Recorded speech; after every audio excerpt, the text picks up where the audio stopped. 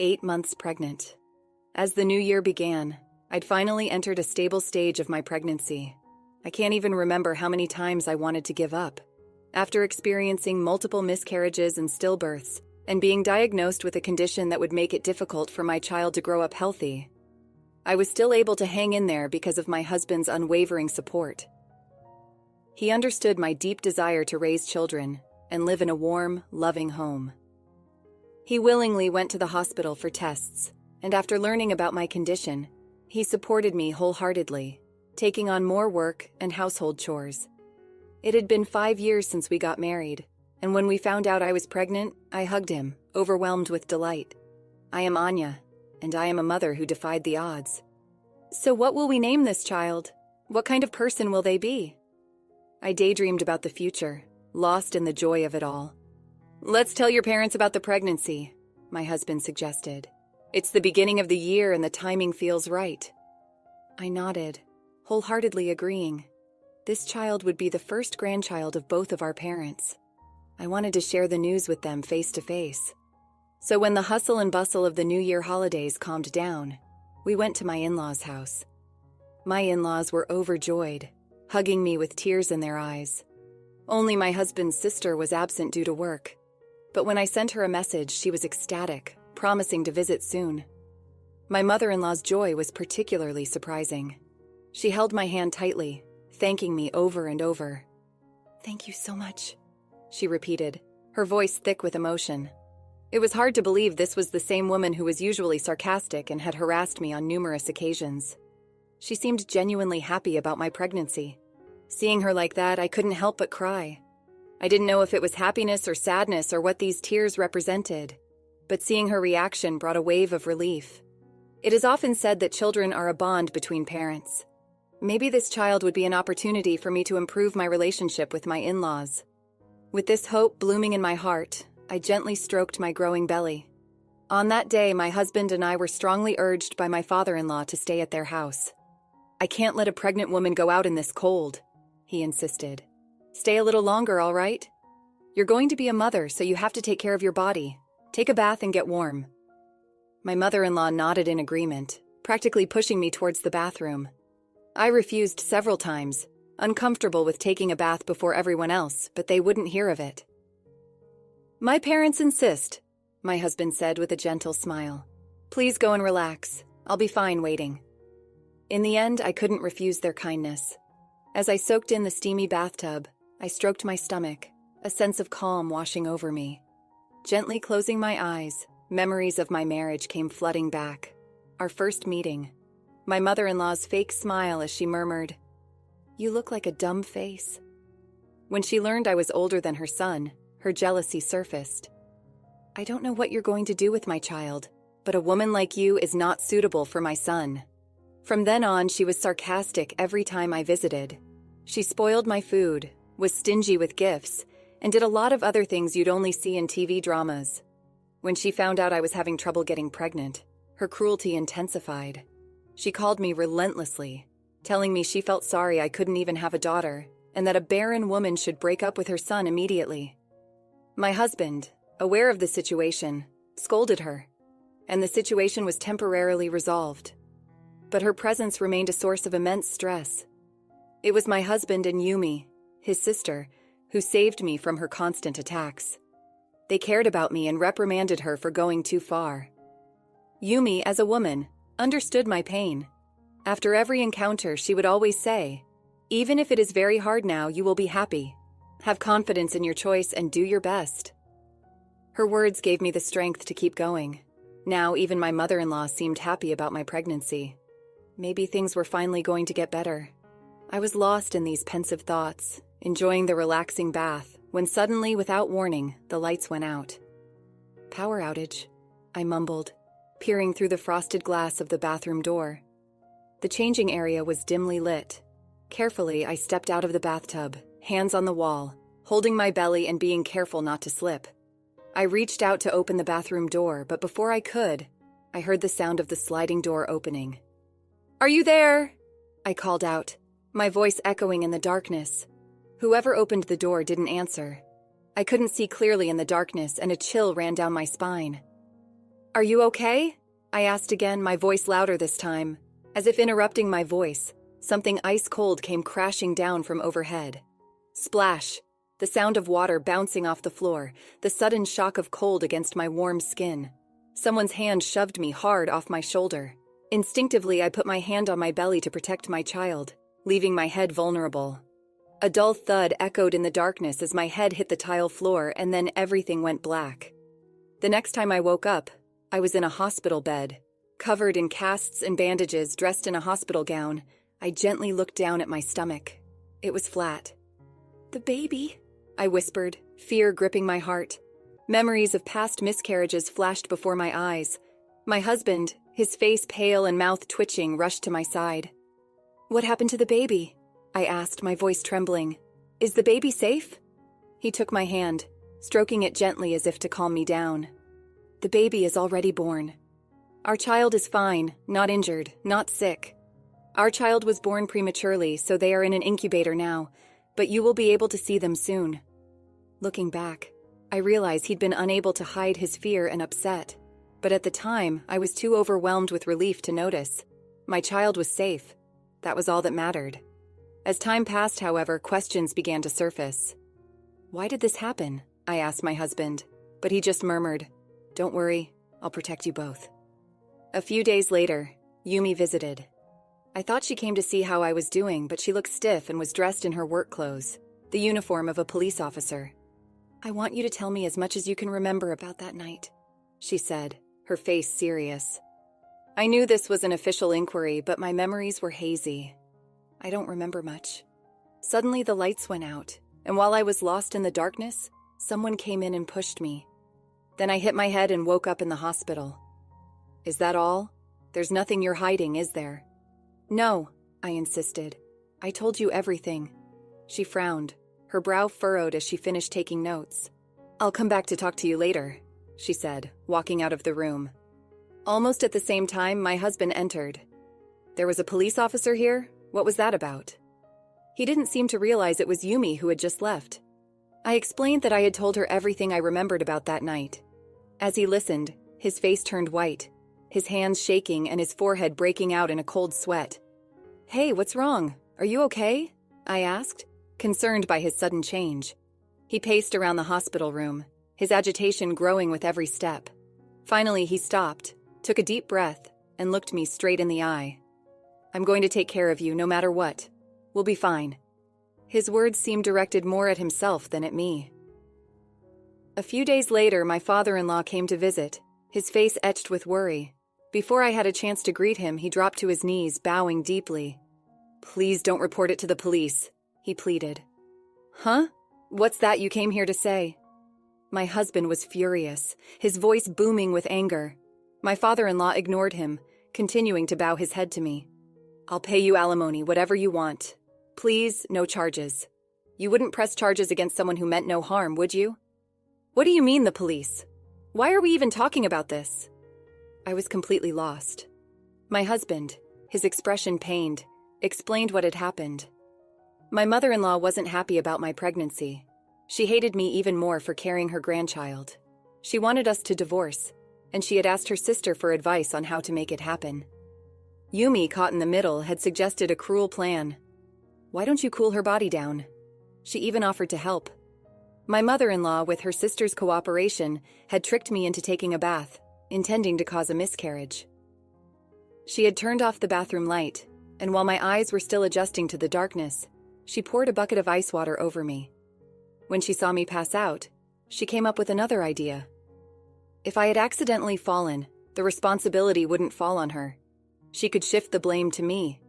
She thought that if she forced me to divorce my husband, I wouldn't even be able to demand compensation because I had killed my child. I was speechless. I couldn't believe my mother-in-law was capable of such a thing. The realization that she harbored murderous intent towards me and her grandchild sent a chill down my spine. "I'll make my wife pay for her crimes, even if it takes her whole life," my father-in-law pleaded. "So please, just don't tell the police." His words were filled with a desire to protect himself, not an ounce of genuine remorse for what had happened to me. "I get it," I said, taking a deep breath. "I have no second thoughts. I will submit a victim report, following the proper procedures. I smiled, watching as his face contorted in shock. But it wouldn't be good for us, not for our grandchild. Think again, please. The grandmother almost killed her grandchild.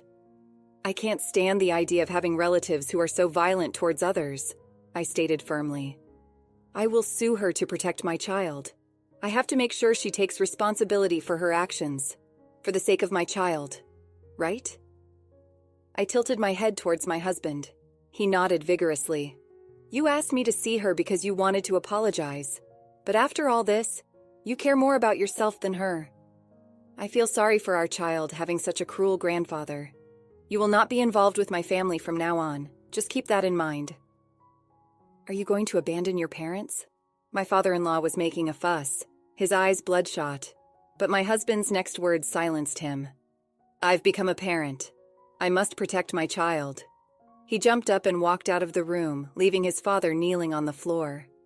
Afterward, I explained the situation to Yumi and formally filed a police report. As a result, my mother-in-law was sentenced to prison, and her sister was also convicted of participating in the crime. My father-in-law was declared persona non grata by my husband and distanced from us. Yumi, who knew the truth, spread the story at her workplace, making her brother's life a living hell. He lost his friends and his family, and now lives a lonely life, ostracized for his actions. I was safely discharged from the hospital and was able to return home with my child to my husband's waiting arms. I'm going to protect you both for the rest of my life, he said, bowing his head, because that's the only way I can make amends. My husband is working hard to be a good father and a reliable and loving presence in our lives. I never thought I'd be involved in something like this, but it's in the past now. He wasn't responsible for his mother's actions. From now on, my husband and I will do our best to support our child's growth, creating a safe and loving home for our family. Let's conclude the story shortly. Despite the trauma and betrayal, I found strength in my love for my child and the unwavering support of my husband. We built a happy life together, focused on our little family. The pain of the past faded, replaced by the joy of watching our child grow. Though the scars remained, they served as a reminder of the strength I found within myself, the power of love, and the importance of protecting those most precious to me. The experience taught me that family isn't always about blood ties, but about the people who stand by you, who love and cherish you unconditionally. And in the end, that's all that truly matters. After experiencing the full journey of our story, we'd love to hear your thoughts. How did the story resonate with you? Don't forget to like, subscribe, and stay blessed. Thank you for watching, and see you in the next story.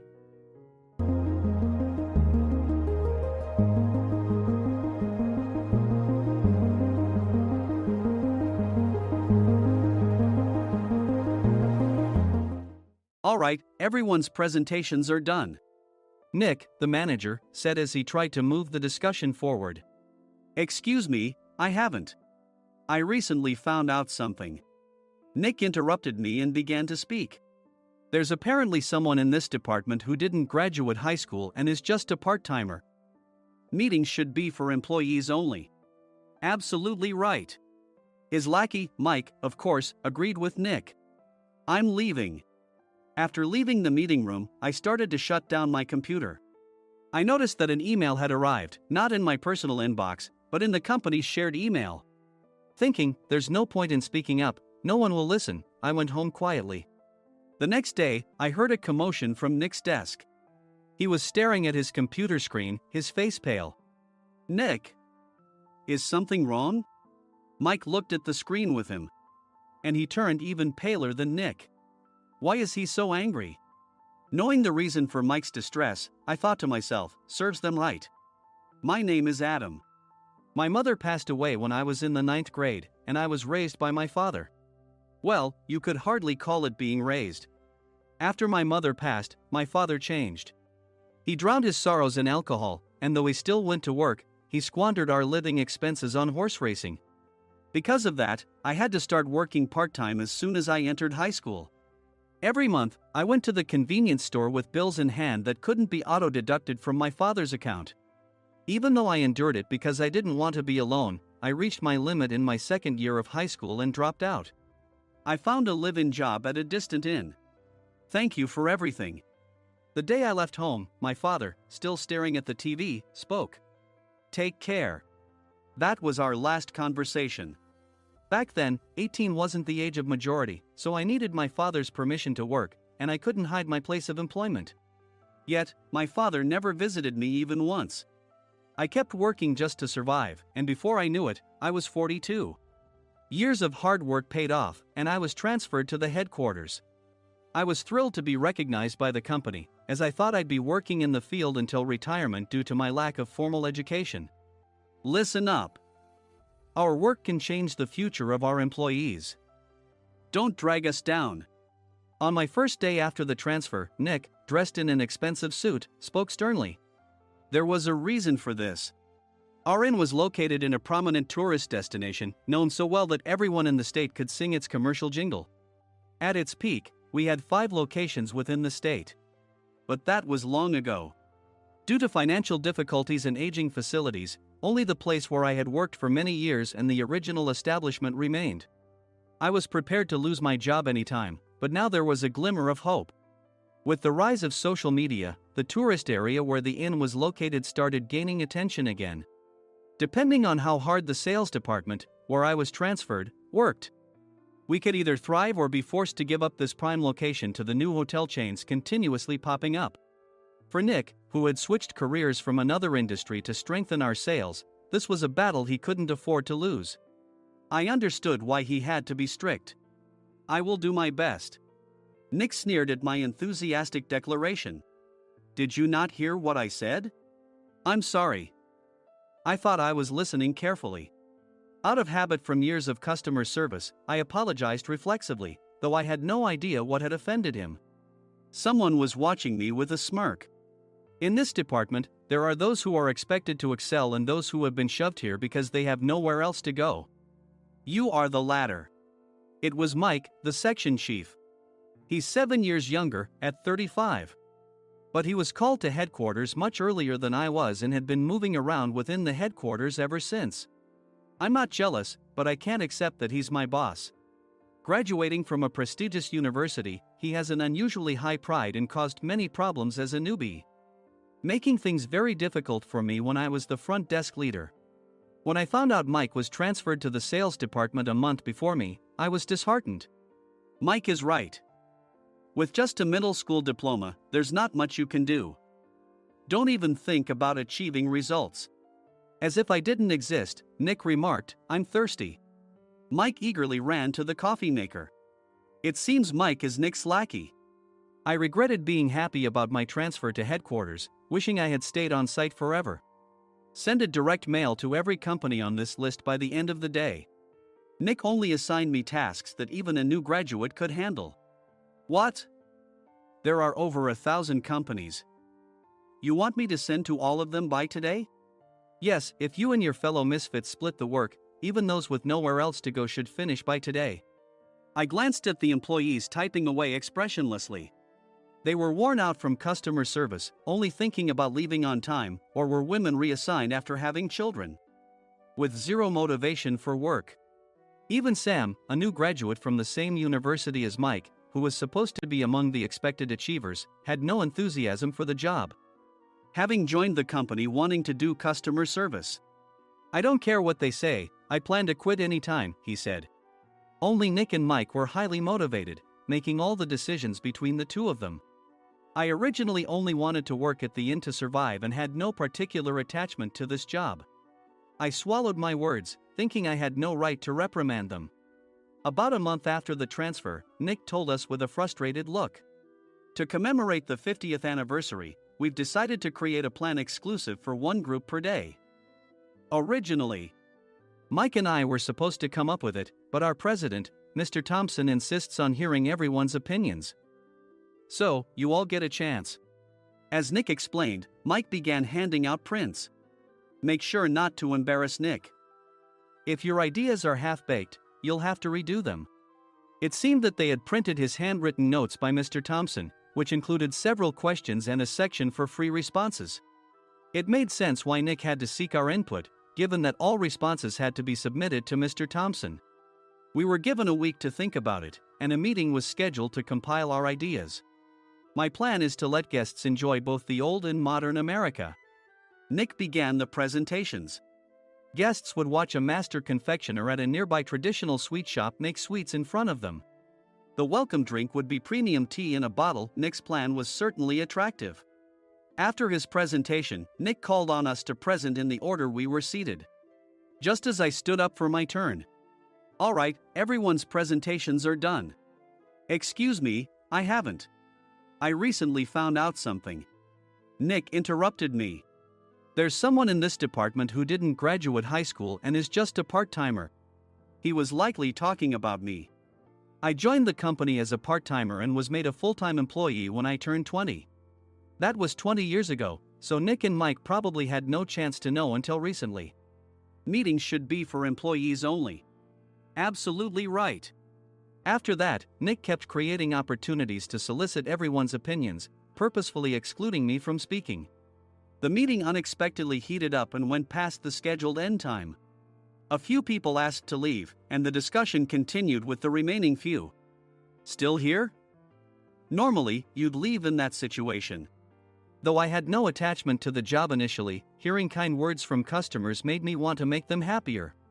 For someone like me, with nowhere to go, the inn was my home and customer service was my life. I felt pathetic about my current self. "I'm leaving." I left the conference room and started shutting down my computer. I noticed an email had arrived, not in my personal inbox, but in the company's shared email. Thinking no one would listen to what I had to say anyway, I quietly went home. The next day, while preparing the DM as instructed, I heard a commotion from Nick's desk. In his haste to stand up, he hit his knee on the desk. He stared at his computer screen, his face pale. "Nick! What's wrong?" Mike, thinking he should be the first to rush over, approached Nick while still wearing his coat. He peered at the screen with Nick. And he turned even paler than Nick. Why is he so angry? Who is responsible for this company? Nick, more irritated than ever, asked, and Mike answered without checking. Probably Sam. Sam wasn't there because he was attending a morning training session for new hires. Nick gave up on getting angry and returned his gaze to the screen. They were looking at an email that arrived right after the end of the working day yesterday. Apparently, no one, including me, had checked it before leaving. The email was from a large company that used us for their annual employee trips. The president and executives of that company also frequently used our services personally. President of the company, Mr. Mason himself, had declared that neither he nor his company would ever use our services again. Well, some companies cancel their employee trips or stop using our services due to financial struggles. Let's just move on. Mike kept wiping the sweat from his forehead with a handkerchief. Knowing why Mike was so agitated, I quietly watched their interaction. Do you know how much revenue we get from that company? We can find other guests to fill the rooms, but we'll lose the banquet costs, gift shop revenue, rental car fees, and more. Moreover, the gifts were supposed to be prepared by the traditional confectionery shop involved in Nick's proposed plan. If it's known that we incurred such a huge loss at this critical time, Nick's position in the company would be jeopardized. Nick took a deep breath, seemingly trying to calm himself. All right, Mike. Go to New York right now and apologize to Mr. Mason. What? You're coming with me, right? I have urgent work to do. I trust you, which is why I'm entrusting this to you. Please. Mike, believing Nick's sincerity, agreed with a determined look on his face, saying, yes. That's Nick for you.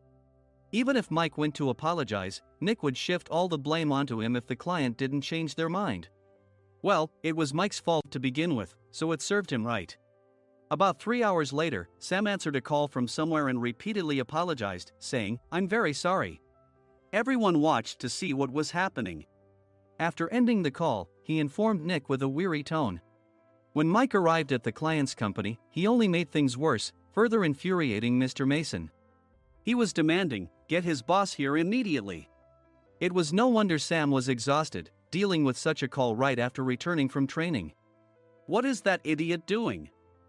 All right, Adam, you're coming with me. If sacrificing Mike didn't work, then I must be next. Normally, I'd want to refuse at all costs, but I saw an opportunity in this situation. If I can be of assistance, I'd be happy to join you. I obediently followed Nick, and we flew to New York. When we introduced ourselves at the reception, it became clear how serious the situation was, as the receptionist personally escorted us to the president's office. Angry voices leaked through the door, making both Nick and me uneasy. "Excuse me. I'm Nick, the supervisor.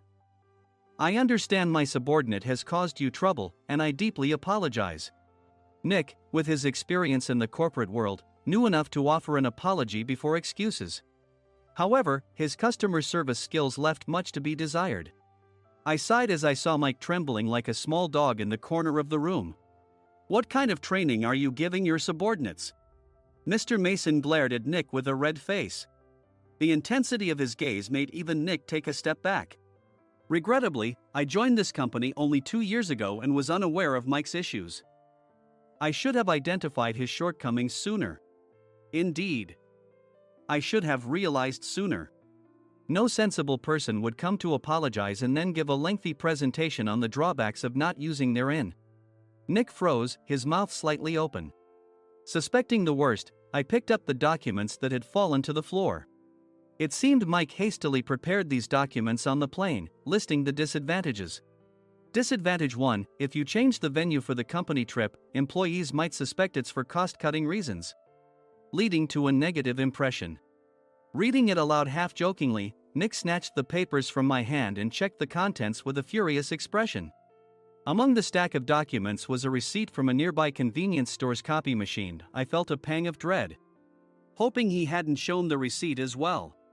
What do you think he said when I asked what kind of nerve he had to do this? I'm very sorry." Faced with the dire situation, Nick must have thought there was nothing left to do but apologize. In a voice smaller than I'd ever heard from him, he uttered words of apology. He said, "I'm a Harvard graduate. I don't believe I said anything wrong." "Mike, what have you done?"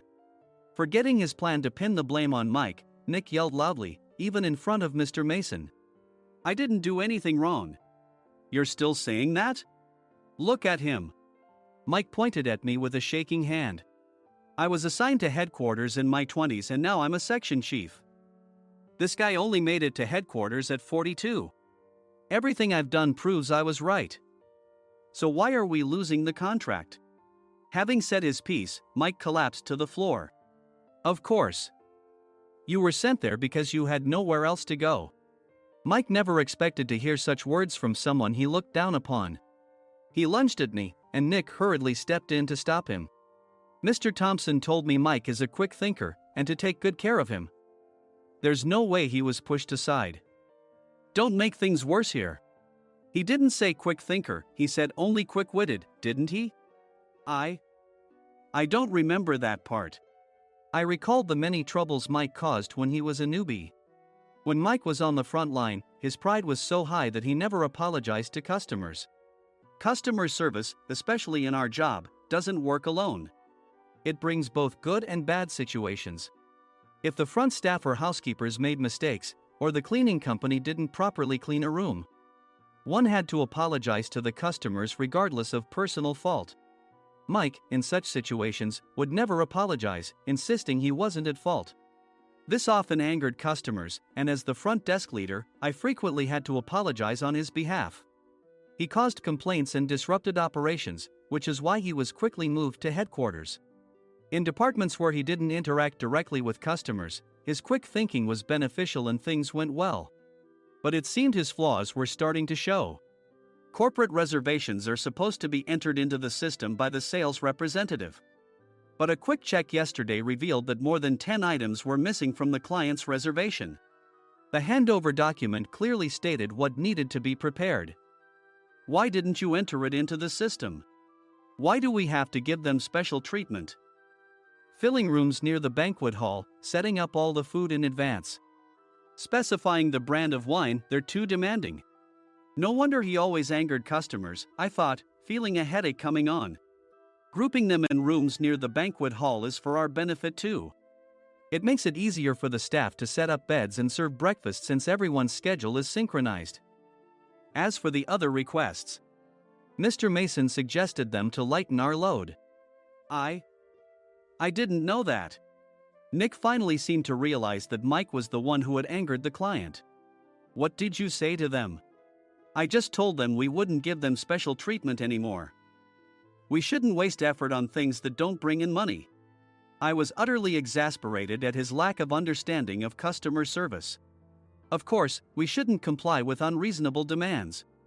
But carrying over successful practices from past stays makes customers feel remembered and enhances their experience. Good memories encourage repeat visits. That's part of our job. I looked down at Mike, who was sitting on the floor. In our job, nothing is a waste. Mr. Thompson likely moved you to the sales department, hoping you'd finally understand this. How do you think he feels now that you've failed to meet his expectations? Mike, tears in his eyes, fled the president's office. I was amazed he still hadn't apologized. You have it tough, Adam. It's okay, we're all employees of the same company.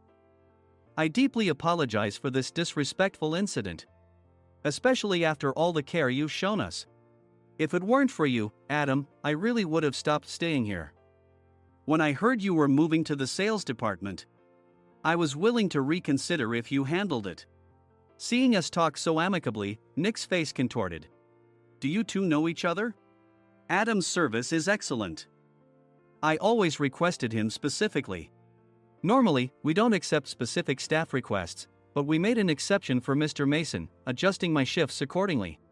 He had personally stayed at our hotel just before my transfer, and during casual conversation, I mentioned, I'm moving to the sales department soon. If I hadn't told him then, things could have been much worse. Please continue to take care of us. I look forward to it. On the return flight, Nick awkwardly offered me a can of beer. It's still working hours. Of course, I had no intention of forgiving him for a single beer. Nick might try to pin everything on Mike and avoid any consequences. While pondering this, a startling fact came to light. Nick, the tea bottles for the plan have arrived. I handed Nick a bottle labeled with our inn's name. They look good. What are you talking about? These are plastic bottles. I had assumed we would use the trendy, high-end bottling tea.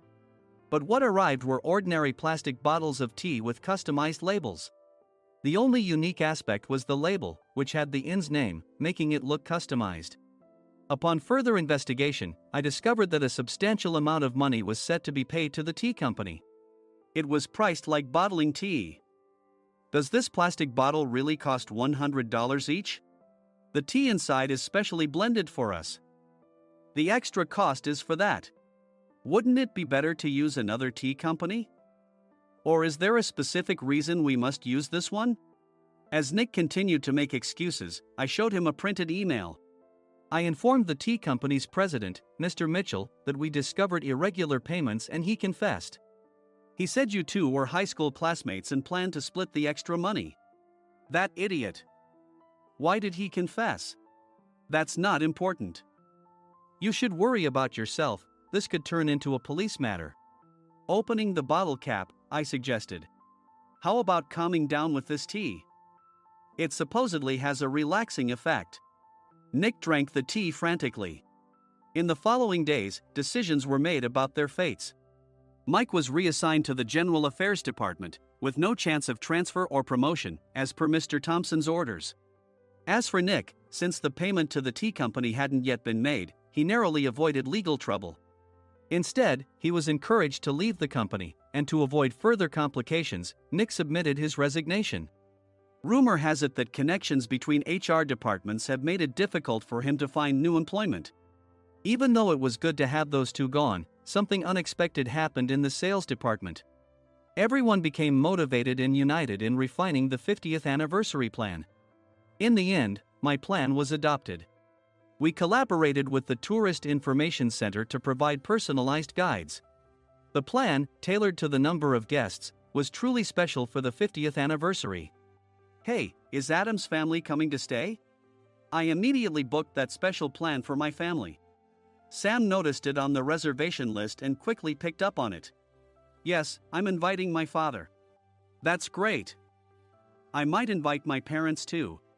I lacked the courage to face my father just as Adam. But here, with the confidence Mr. Mason praised, I felt ready. The 50th anniversary plan was a perfect opportunity to reconnect with my father. I hoped to bring back the days when we could laugh together as we once did.